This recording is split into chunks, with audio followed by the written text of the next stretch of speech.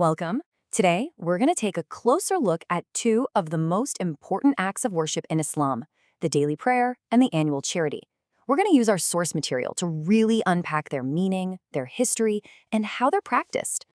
All right, so here's how we're going to break it down. We'll start with the big picture, the why behind it all. Then we'll dive deep into Salah, the ritual prayer, to understand what that's all about. And we'll finish up with Zakāh, which is this fascinating concept of worship through giving. So before we get into the details of any ritual, the first thing we have to ask is, what's the point? What's the real goal here? And you know what's great is that the source material tackles this question head on. The answer it provides is actually really direct, and it cuts right to the heart of the matter. And there you have it. It's that simple. The ultimate goal isn't just about checking a box or going through the motions. It's about something way deeper. It's about purifying your own soul by building a real personal connection with God. Now, think of this relationship as having two sides, right? There's the inner dimension, things like love, sincerity, and gratitude. And then there are the outer actions, like the acts of worship we're talking about, which serve as these physical, constant reminders of that inner state of faith. Okay, so let's zoom in on the most visible, the most central of these outer actions, the formal prayer, which is known as Salah. Salah is often called the very pillar of Islam, and for good reason. It's this all-encompassing act that brings together every form of showing humility and remembrance. You have spoken words of praise, and then you have the physical acts of bowing and prostrating. It's the whole package. Now, here's something that I think is absolutely fascinating. The idea of a ritual prayer isn't new at all.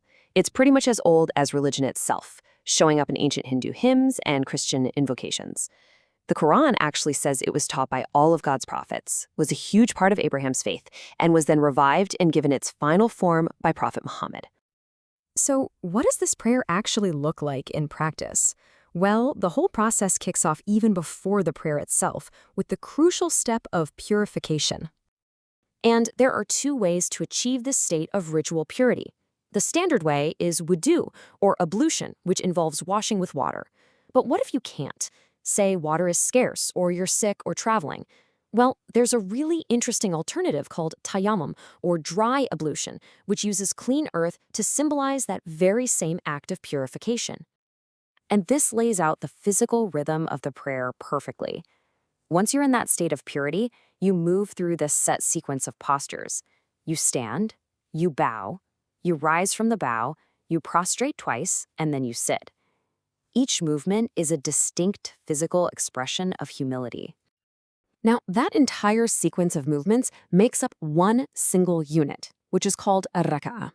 And these units are then repeated a set number of times at 5 specific points in the day. You've got the dawn prayer, noon, afternoon, sunset, and night. This structure creates this incredible, consistent rhythm of remembrance that punctuates the entire day. All right, let's switch gears to the second major act of worship.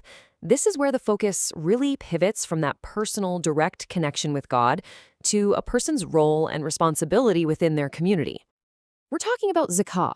It's the second most important ritual, and it's basically a form of worship that's done through your financial resources. It's a required contribution that you make from your wealth and assets. And the name itself is so powerful. The Arabic root word for Zakāh has this amazing dual meaning of both purity and growth. So the whole point is twofold. First, to purify your soul from becoming too attached to wealth, and second, to encourage growth and blessings, not just for you, but for the entire community.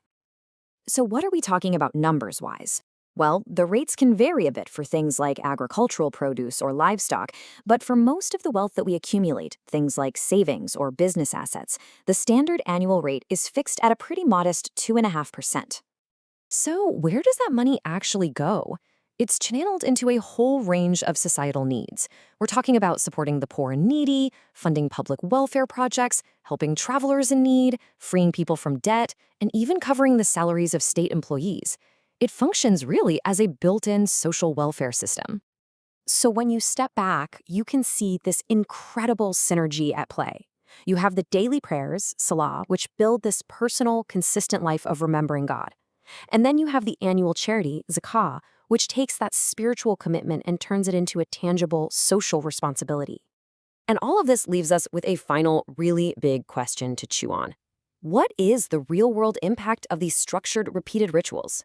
How does a consistent rhythm of daily prayer and annual giving truly shape not just who a person is on the inside, but also the active role they play out in the world?